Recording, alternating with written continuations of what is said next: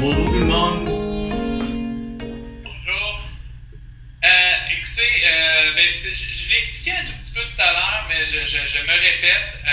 En fait, Monsieur Lovejoy, à ma vie, est passé, tout le monde en parle dimanche dernier. Puis, je dois vous avouer que dimanche dernier, je me demandais un tout petit peu comment j'étais pour aborder la journée de cet après-midi avec l'ensemble des jeunes aujourd'hui. D'ailleurs, là, vous le voyez peut-être pas bien, là, on a à peu près une vingtaine de jeunes avec nous qui sont venus réfléchir à la thématique de la participation citoyenne, de l'inclusion et de la diversité. Essentiellement, dans l'entrevue, on va en parler quand même parce que vous avez lancé un livre. Je n'ai pas choisi de partir, donc une histoire du chemin Roxham. Puis vous étiez, tout le monde en parle, justement pour parler de l'actualité entourant le chemin Roxham. Mais ce qui m'a surtout frappé, pas surtout, mais en tout cas ce qui m'a frappé parce que j'étais dans cet état d'esprit-là, finalement, c'était l'importance du bénévolat et de l'implication sociale dans votre parcours migratoire. Donc, il m'est venu l'idée de lancer une bouteille à la mer le lundi matin, donc à quelques jours de l'événement, puis vous avez généreusement accepté d'y répondre. Donc, je vous remercie beaucoup d'abord. Il faut savoir que M. Amavi était prêt à venir sur place, mais ce matin, avec la température, puis aussi les retards qu'on avait, on a convenu de faire ça à distance. Mais merci encore pour votre généreuse participation, M. Amavi. Je voulais donc qu'on aborde la rencontre ensemble, sous forme d'un entretien, donc quelques petites questions pour justement aborder la thématique. Mais d'abord, peut-être vous laisser vous présenter puis nous expliquer un peu qu'est-ce qui a fait en sorte, comment vous êtes parti là, du Togo, pour arriver finalement au Québec par le chemin Roxham. Donc un peu votre histoire migratoire, monsieur. Tout d'abord, laissez-moi vous dire merci pour l'invitation. J'avoue que j'avais entamé une démarche de sensibilisation au sujet de mon livre et de l'immigration pour essayer d'aller rencontrer différents publics et leur expliquer c'est quoi l'immigration, qu'est-ce qui fait qu'on est parti de chez nous pour aller chercher un meilleur territoire de vie. Ensuite, c'est quoi le chemin Roxham. Essayer d'enlever un peu l'acidité du débat autour du sujet du chemin Roxham. Et donc, c'est pour ça que quand vous m'avez proposé de venir parler à des jeunes, j'ai sauté sur l'occasion parce que au-delà de la promotion de mon livre, je n'ai pas choisi de partir. C'est aussi sensibiliser le Québec, si possible, à l'intégration, à l'immigration et surtout à enlever, comme je le disais tantôt, le côté polémique qu'on a autour du chemin Roxham. Donc, mon nom est Lovejoy Samabi. Je suis consultant en communication de métier. Il est arrivé que dans mon parcours de travail dans mon pays, j'ai frôlé la politique un peu. J'avais été recruté pour travailler au sein du cabinet présidentiel. Il faut dire, disons à demi-mot, que la démocratie est un mot, juste un vœu pieux en Afrique encore. On parle encore en Afrique d'impossibilité d'expression publique, de liberté d'expression. Il est difficile des fois quand on a des idées complètement divergentes de l'orientation du pouvoir de se retrouver à risque pour son intégrité, pire des fois même en danger mortel. Et donc moi, quand j'ai commencé en 2015 à subir quelques persécutions de la part de différentes officines du pouvoir, il m'est arrivé à un moment donné de quitter mon pays. Je suis parti en Côte d'Ivoire en espérant que, disons que la situation se tasse un peu.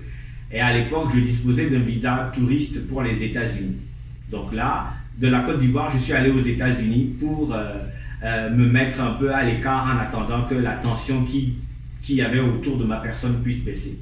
Je me suis, disons, rendu à l'évidence que ça allait être difficile de retourner dans mon pays auprès de mes enfants. Maintenant, je suis aux États-Unis. 2017.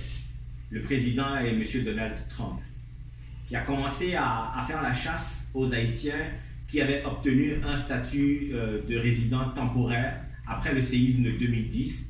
Et c'est là que toute la vague d'Haïtiens qui habitaient les États-Unis, qui étaient sous la menace d'expulsion par le gouvernement Trump, ont pris le chemin du chemin Roxham. Donc c'est ainsi que j'ai découvert qu'il y avait ce chemin-là. Et moi, j'observais quand même que la société américaine était une société, disons, pas paisible. Vous le savez très bien, les armes circulent très bien aux États-Unis. les gens ont la liberté de s'en servir aussi, premier amendement. Et je me questionnais sur la société américaine. Est-ce que c'est là-bas que j'avais envie, si jamais mes enfants devaient me rejoindre en exil, est-ce que c'était aux États-Unis que je voulais que mes enfants vivent? Ou est-ce qu'aux États-Unis, mes enfants pouvaient être en sécurité sans que quelqu'un rentre dans une classe et tire sur tout le monde parce que il s'amuse sur les jeux vidéo avec ça et que papa ou maman a plein d'armements dans son coffre-fort? Ou même dans la maison, ça traîne des fois. La dernière fois, je pense même que dans l'actualité, un enfant a tiré sur sa mère, juste parce que sa mère l'énervait. Bref, je me suis rendu compte donc que c'était difficile pour moi d'envisager une vie paisible dans l'Amérique de Donald Trump. Et je me suis dit, tiens, pourquoi ne pas aller dans une province voisine, qui est la province du Québec, qui est francophone, et j'aurais un peu plus de facilité à m'intégrer, puisque nous parlons absolument la même langue. Donc c'est comme ça que, je pense que le 8 août 2017, j'ai pris mon sac à dos et un petit trolley et je suis allé rejoindre à la gare de Baltimore tous ceux qui venaient de partout, qui prenaient un autobus là-bas et qui s'en allaient vers New York, où on changeait d'autobus pour aller vers Plattsburgh. Et de Plattsburgh, on prenait des taxis et on arrivait au chômeur Roxham. Donc c'est comme ça que je suis arrivé au Québec, par le chômeur Roxham, en 2017, où ce n'était pas structuré, mais c'était la seule porte de sortie pour nous. C'était le seul endroit où on pouvait aller, expliquer notre besoin d'asile, déposer notre demande sans être rejeté. Parce qu'il y a une entente entre les États-Unis et le Canada qui stipule que si vous êtes sur un territoire où vous êtes sur un territoire, l'un ou l'autre, soit le Canada ou soit les États-Unis, vous avez la possibilité de faire la demande d'asile là-bas. La seule exception, c'est d'avoir une carte de résident permanent du Canada ou la green card des États-Unis, ou d'être un enfant non accompagné. Tout le reste est refoulé parce qu'on estime que ce soit les États-Unis ou le Canada, c'est un pays sûr. Mais je l'ai dit, les États-Unis, il faut qu'on arrête de considérer les États-Unis comme un pays sûr.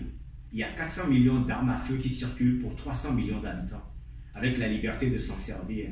Et donc, nous, on ne voulait pas vivre là-bas. Pour la petite anecdote, j'avais des voisins dans le bloc d'immeuble où j'habitais qui m'ont invité à boire une bière. Et là, tout le monde avait un flingue dans son jogging. Pour moi, qui n'étais pas habitué à voir des armes à feu comme ça aussi simplement, ça a été le déclic. Donc, on est arrivé au Québec, on a traversé le chômeur Roxham, on est resté à la frontière parce qu'il n'y avait pas d'infrastructure à l'époque. On nous a logés dans les installations de la douane, on dormait au sol. Quand il pleuvait, on nous ouvrait les entrepôts. S'il ne pleuvait pas, on dormait au clair de lune. Et ce n'est que 5 jours plus tard que l'armée canadienne est venue installer des camps de fortune et on a pu accéder à des lits de camps, comme ça arrive dans les camps de réfugiés à travers le monde, dans les territoires de guerre. Donc j'ai commencé à écrire mon histoire à partir de là, parce que je voulais témoigner de cette immigration exceptionnelle. Parce que tout le monde en parle aujourd'hui à l'international du chômeur Roxham parce que c'est un cas particulier. Et donc, j'ai voulu raconter mon histoire pour expliquer ce qui s'est passé, qu'est-ce qu'on est venu faire et pourquoi est-ce qu'on avait besoin d'aide. Dieu merci, j'ai reçu cette demande-là, cette aide-là du Québec et je suis parmi vous aujourd'hui. L'introduction était un peu longue, mais je voulais fixer le contexte pour que tout le monde comprenne où est-ce qu'on est. Non, c'est parfait, puis ça met bien la table sur votre arrivée. L'image a figé, je voulais juste être sûr que vous étiez toujours là, l'image avait figé légèrement. C'est bon, ok. Donc, c'est vous. Vous avez parlé de votre entrée au Québec, quand même une entrée difficile, mais une fois arrivé, c'est quoi les plus grands défis que vous avez rencontrés là, pour vous installer au Québec, prendre racine au Québec, parce qu'aujourd'hui, vous avez bien pris racine au Québec. C'est quoi les grands défis que vous avez rencontrés dans votre parcours à ce moment-là? Mis à part l'anxiété qui peut animer tout le monde quand on arrive sur un territoire qu'on ne connaît pas, où on n'a pas d'attache, on ne connaît pas l'histoire du pays, et puis l'anxiété de qu'est-ce qui va se passer demain. Maintenant, on est sur un territoire, est-ce que la demande d'asile va être acceptée? Quand est-ce que je vais revoir mes enfants? Est-ce que je vais trouver du travail? Est-ce que mes compétences vont être acceptées? Est-ce que je vais devoir retourner aux études? Est-ce que on se pose 10 000 questions qui sont très anxiogènes? Mais en dehors de ça, c'est de trouver ses repères. Je ne parle pas seulement de trouver le maxi du coin ou l'IGA où je peux aller acheter mes choses, mais trouver mes repères de vie. C'est-à-dire que quand on est citoyen d'un territoire, on veut savoir qu'est-ce qui se passe là, comment est-ce qu'on fait telle procédure. Tout était nouveau. Okay? Donc à partir de ce moment-là, on se pose 10 000 questions. Et moi, j'attendais à un moment donné le permis de travail. Parce que vous savez, quand on sort du chemin Roxham, ce qui arrive, c'est qu'on nous donne un papier brun, un papier d'identité. Ensuite, on va chercher un permis de travail qui peut prendre plus ou moins du temps. Aujourd'hui, ça prend plus de temps que d'habitude. Et ensuite, on va chercher un numéro d'assurance sociale. Ce n'est que comme ça qu'on commence à chercher du travail. Maintenant, chercher du travail dans quel domaine? Les compétences et les expériences en dehors du Québec ne sont pas très reconnues. Donc, il m'est arrivé de chercher du travail dans mon domaine, la communication, je ne trouvais pas. J'ai pris 500 $ sur mon aide sociale qui était de 600 $ pour faire une formation de cariste, conducteur de chariot élévateur. Et 5 jours après, j'avais trouvé du travail à Boucherville où je soulevais des palettes. Donc c'est ça. Ça a été les défis de trouver du travail. Mais on était prêt à tout accepter parce que eh bien, le pays qui nous accueillait nous offrait une paix qu'on n'avait pas chez nous. Une sécurité et une protection qu'on n'avait pas chez nous. Et donc je trouve que le Canada est très généreux pour ça. C'est pour ça qu'aujourd'hui, j'ai du mal à accepter que l'on veuille fermer ce chemin Roxham parce que moi, ça m'a sauvé la vie. Combien de temps le processus avant de pouvoir travailler? On a l'espèce de carte en rentrant, ensuite le numéro d'assurance sociale, etc., le permis de travail. On parle d'un délai d'environ combien de temps? En 2017, moi, ça m'avait pris, on est arrivé en août. C'est en janvier que j'ai pu obtenir mon permis de travail. Ah, donc d'août à janvier, là, vous êtes en période, donc plus. Donc, quand même 6 mois avant de pouvoir travailler. 6 mois. Oui, allez-y. Pendant les 6 mois, il fallait se loger. Ça aussi, c'est un autre défi. Effectivement, on nous offrait, on logeait beaucoup de gens en 2017 au stade olympique ou dans des auberges. La préférence était pour les femmes enceintes et les femmes avec des petits-enfants. Nous autres, on a dit, bon, on va chercher une colocation. Donc, c'est le bien-être social, payer le loyer et ensuite aller chercher une église pour avoir l'aide alimentaire qui était disponible. On remercie les organismes communautaires qui fournissent cela encore aujourd'hui. Je l'ai dit d'entrée de jeu, hein, vous avez parlé justement de ce milieu communautaire, de votre implication bénévole également, puis je pense que c'est dans cette période-là, notamment pendant ces 6 mois où je voulais vous entendre là-dessus, comment le bénévolat puis votre implication sociale plus largement vous ont aidé à justement relever les défis d'intégration puis de trouver vos repères, comme vous dites, dans votre nouvelle société d'accueil. Effectivement, quand on est arrivé à Montréal, moi je suis directement venu à Longueuil parce que j'avais du mal avec le centre-ville tout de suite. Je sortais quand même, disons, de la brousse, de la frontière et puis je voulais un coin beaucoup plus calme. Donc je suis venu à Longueuil, j'ai traversé le pont Jacques-Cartier et je m'ennuyais. Et j'avais fait des recherches pour trouver un centre de bénévolat. Donc c'est là que je me suis rendu au centre de bénévolat de la Rive-Sud à Longueuil, où j'ai assisté à une formation des nouveaux bénévoles. Donc, ils nous forment, c'est quoi le bénévolat, pourquoi est-ce que c'est important, qu'est-ce qu'on contribue à faire avec les organismes qui en avaient besoin, et puis c'est quoi les bénévolats qui étaient disponibles. Bien évidemment, il fallait aider pour la popote roulante, il fallait aider pour les personnes aînées, il fallait aussi aider dans les organismes qui géraient les itinérants. Il y avait plein de choses sur la table qui étaient pas mal intéressantes. Mais à la fin, moi, j'ai levé la main, j'ai dit, est-ce qu'il y a un organisme communautaire qui a besoin d'un appui en communication et marketing? Parce que c'est mon métier, c'est ma force. S'ils ont besoin de ça, je peux aussi contribuer à faire ça. J'ai eu 2 propositions tout de suite. Le relais pour la ville de Longueuil, qui est une activité pour lutter contre le cancer, et la Maison Le Réveil, qui est un organisme qui proposait du loisir pour les personnes aînées. Donc, je suis allé aux 2. J'ai commencé mon bénévolat comme ça. J'étais responsable communication du relais pour la ville de Longueuil, gestion des médias sociaux, tout ça je connaissais. Et puis la Maison Le Réveil qui avait besoin d'organiser une conférence publique pour réveiller l'organisme. Après, quand j'ai eu mon permis de travail, ils m'ont offert du travail à mi-temps, en temps partiel, 20 heures par semaine. On a vraiment réveillé cet organisme parce que j'ai lancé une émission télé. j'ai lancé une campagne nationale qu'on avait appelée Engagez-vous pour nos aînés. On a même fait un flash mob au métro Longueuil pour marquer la journée internationale des aînés. Disons que ce qui m'a aidé dans cette démarche, c'est d'abord le plaisir et le privilège de contribuer tout de suite. Je ne connaissais rien de ce qu'on appelle les itinérants, comment est-ce qu'il fallait les gérer. Mais en tant que coordonnateur marketing de ces deux événements ou de ces deux organismes-là, j'ai tout de suite été capable de travailler, de me sentir utile. Quand on a quitté son territoire parce qu'on est rejeté par un système, le sentiment de ne pas être utile est très fort et très anxiogène, très angoissant.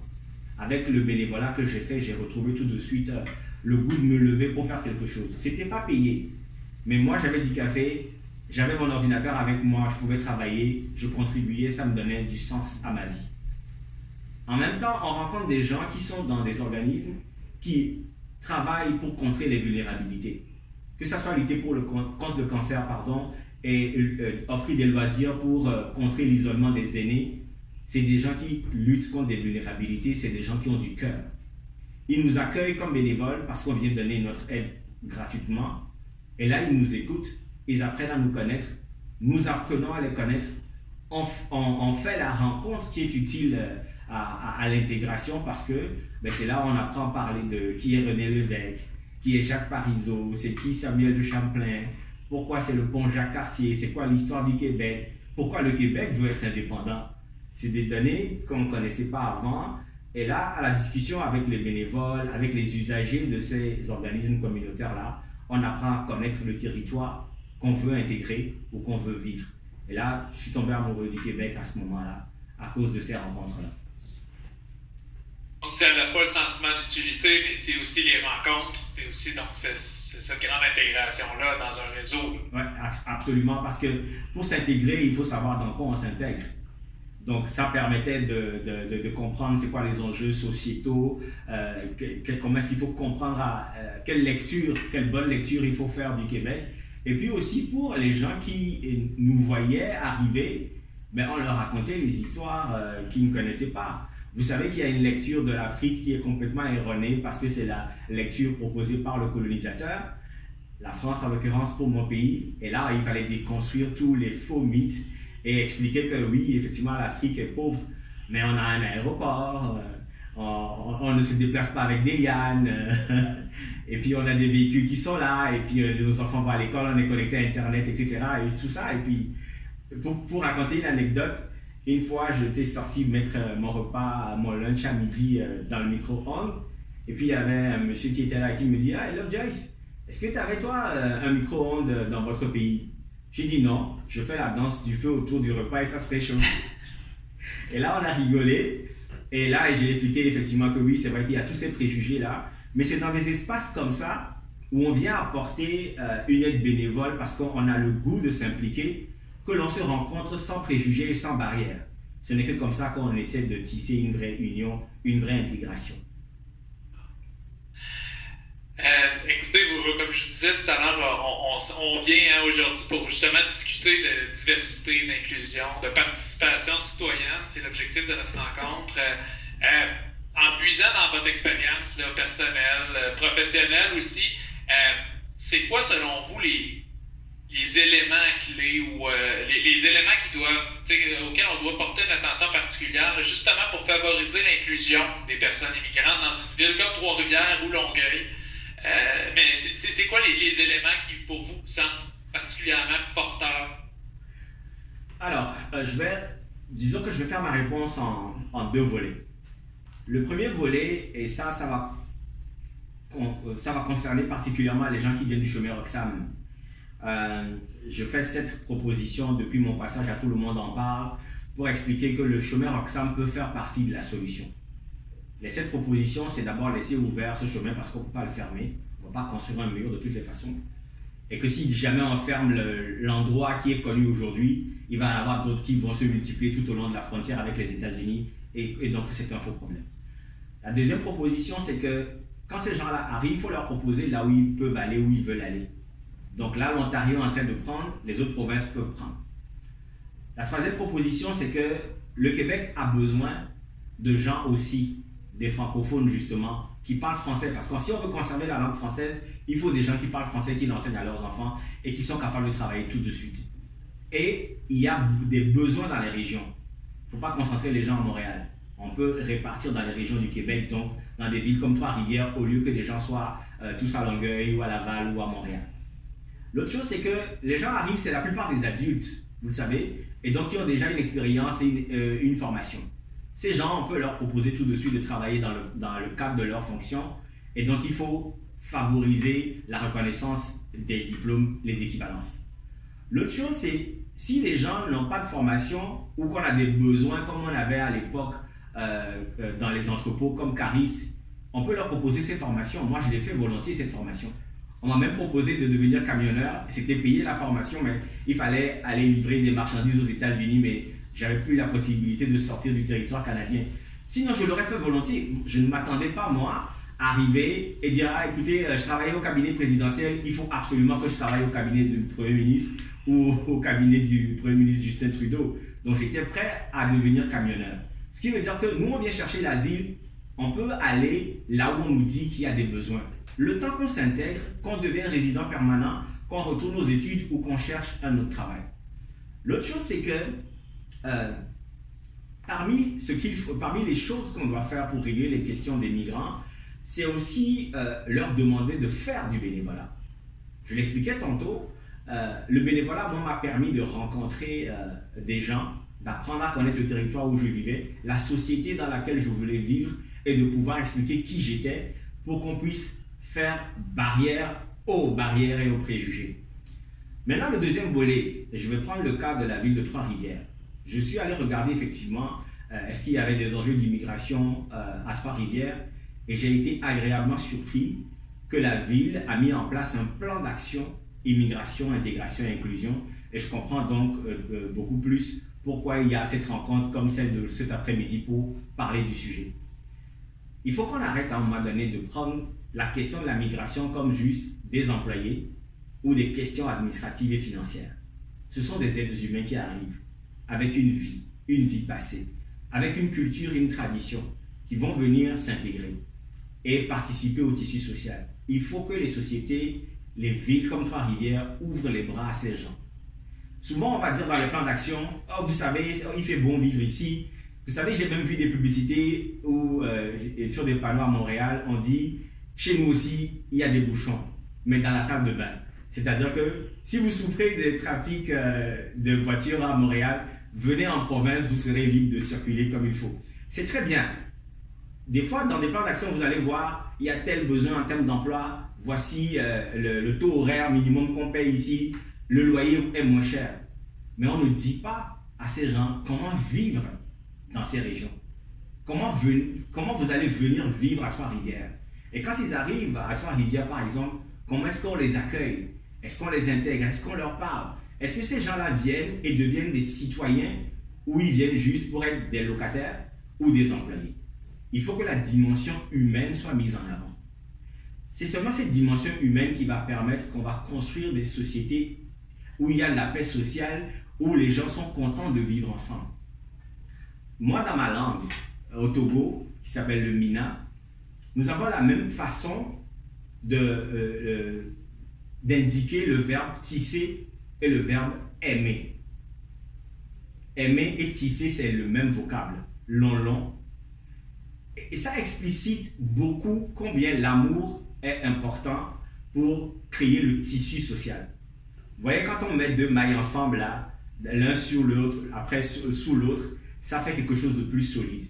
Et moi, je pense qu'en ouvrant les bras avec amour à des gens qui arrivent dans nos territoires, en arrêtant de les considérer comme juste des minorités visibles, et des fois on se trompe sur l'origine des gens. Moi, des gens me parlent créole directement parce que pour eux, tous les Noirs de Montréal sont haïtiens. Et quand je dis Togo, on me dit, ah oui, Congo. Je ne suis jamais allé au Congo. Moi, je suis en Afrique de l'Ouest. Le Congo, c'est en Afrique du Centre. On voit des gens, on dit, ah, c'est sûrement un Chinois. Mais c'est un Vietnamien, c'est un Coréen, vous savez. Et pour eux, c'est différent, c'est important. Donc, il faut vraiment aimer les gens, s'ouvrir à ces gens. Cette dimension est importante pour construire justement le tissu social. Pour construire le tissu social, il faut que des gens aiment les gens qui arrivent. Et il faut que les gens qui arrivent aiment les gens qui sont sur place. Ce n'est que dans des cadres comme ce que vous avez fait cet après-midi, une initiative absolument multipliée pour différentes générations d'âge, qui vont faire que les gens vont finir par s'apprécier, par s'aimer, et le tissu social va être solide. Je disais hier, quand Gilles Vigneault faisait chanter Gens du pays, c'est le moment de vous laisser parler d'amour. Moi, ce que j'ai compris dans cette phrase, c'est qu'il y a une certaine époque, ces gens du pays parlaient d'amour aux gens, qui étaient peut-être les autochtones, qui étaient les migrants qui sont venus par vagues, les Italiens, les Irlandais, les Haïtiens, de vagues, etc. On peut continuer à parler d'amour, même avec les gens qui viennent du chômage ensemble. Quand moi, je suis arrivé à Longueuil, ici, dans le milieu communautaire, avec les élus, ils m'ont parlé d'amour quand j'ai accepté d'être bénévole et de m'impliquer dans plein de choses. Et là, aujourd'hui, je me sens un fier citoyen de Longueuil, même si je ne suis pas encore citoyen canadien. Vous voyez? Donc, la dimension humaine, c'est important. C'est très important dans une démarche d'intégration. Et il faut que ça soit, et que ça fasse partie des politiques de la ville, de favoriser ce genre de choses. Voilà, c'est ce que je pense que je pouvais partager avec vous sur le sujet. Merci pour votre partage. Je me permets quelque chose, vraiment, on pousse la technologie jusque dans ces raccoins. Okay. Je ne sais pas s'il y a des gens dans la salle qui auraient des questions. Je vais essayer de passer mon micro. Puis en tout cas, on est vraiment dans la haute technologie, c'est de la haute voltige, M. Amavi. Est-ce qu'il y a des gens qui ont des questions ou des... Oui, j'ai une question. Là, vous allez me faire, mais je m'en vais dans la salle, vous allez me voir dans l'autre écran, ça va être parfait. Une autre dimension. Tant qu'il n'y a pas de câble qui vous fait tomber, c'est correct. Bonjour, vous m'entendez bien? Oui, je vous entends bien. Je ne vous vois pas, mais je vous entends très bien. J'ai pas pu m'empêcher de remarquer que votre préface avait été faite par Pierre Nantel. Puis oui.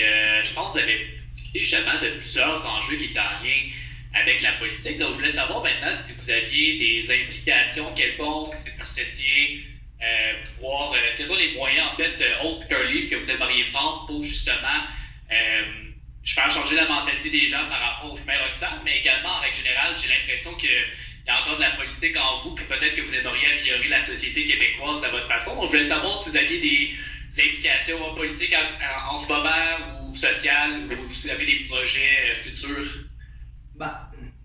J'ai pas de projet politique. C'est vrai que j'ai touché à la politique, mais juste en travaillant dans un cabinet présidentiel. Ici, je pense pas au sujet. Mais par contre, je rencontre beaucoup d'hommes politiques et de femmes politiques. Parce que quand on travaille dans le milieu communautaire, souvent pendant les élections, ces mêmes personnes-là qui sont candidates vont venir nous dire « on va régler ça, on va faire ceci ». Donc, on leur parle de toutes les façons. On les implique dans toutes nos démarches communautaires parce qu'on a besoin d'eux pour signer un communiqué de presse, on a besoin d'eux pour faire pousser quelque chose. On va même des fois aller chercher le soutien à l'action bénévole qui nous aide pour organiser des cafés-rencontres, etc., etc. Donc, on parle avec les hommes politiques. Mais eux aussi se nourrissent de ce qu'on fait dans le milieu communautaire pour proposer des lois et des normes qui vont régir la société. Moi, au-delà du livre, qui est le témoignage que je fais de mon arrivée, de mon intégration, comment elle s'est faite, de mon analyse première de la société québécoise et combien je suis tombé amoureux de cette société et que je veux y vivre maintenant définitivement. Je fais des conférences, je participe à des occasions comme celle-ci. J'étais prêt, comme disait tantôt M. Paquin, à venir jusqu'à Trois-Rivières pour vous rencontrer. Hier soir, j'étais dans un quartier de Montréal, Saint-Michel, pour rencontrer justement des jeunes. On m'a invité justement après l'émission Tout le monde en parle. Maintenant, pour la préface de Pierre Nantel, parmi tous les élus de Longueuil, il était le seul qui a eu la petite idée dans la tête que j'étais venu par le chemin Roxham et il m'a posé la question. Quand je lui ai dit que oui, effectivement, je suis venu par le chemin Roxham, il était tellement content de mon implication qu'il me présentait tout le temps à tout le monde. Et donc, quand mon livre était prêt, je lui ai dit, écoute Pierre, tu as eu le flair de savoir que j'étais venu par le chemin Roxham, est-ce que tu veux écrire une préface? Et il a accepté. Mais aujourd'hui, ce que moi je dis sur le chemin Roxham, c'est pas ce que dit le patron du Parti québécois, parce que Pierre est maintenant au Parti québécois. Mais on s'entend toujours bien, on est des amis. C'est le chemin Roxham, chacun donne son opinion sur le sujet. Et moi, mon opinion est dans le livre et dans ce que je raconte dans mes interventions publiques, comme ce que je fais avec vous aujourd'hui.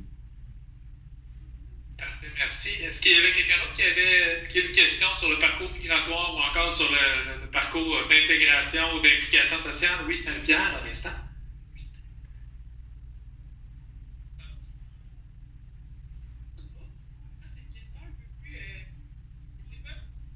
Je vous entends difficilement, mais je pense qu'on va le répéter.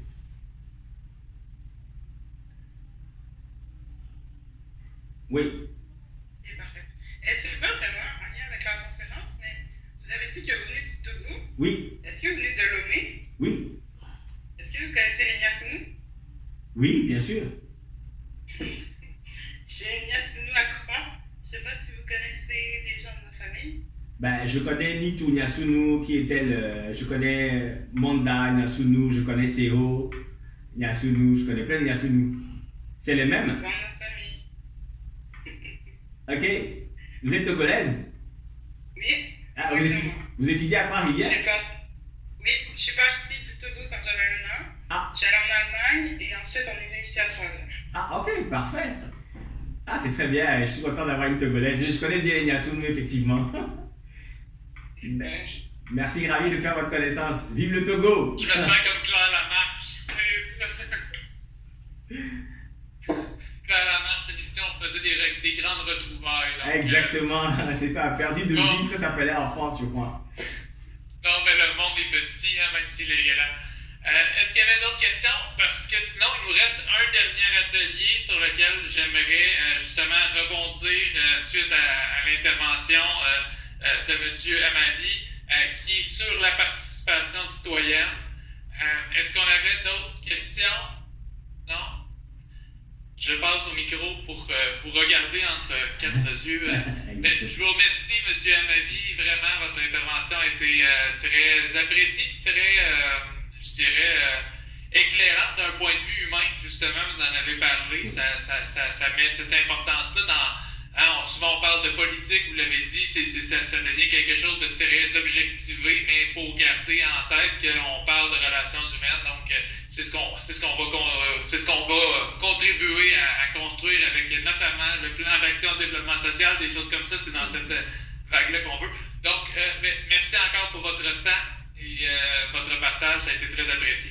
Merci beaucoup et puis bon atelier et puis merci de continuer à vous impliquer. Au plaisir. Merci beaucoup. Au revoir. Merci. Au revoir. Bonne après-midi. Merci à vous aussi.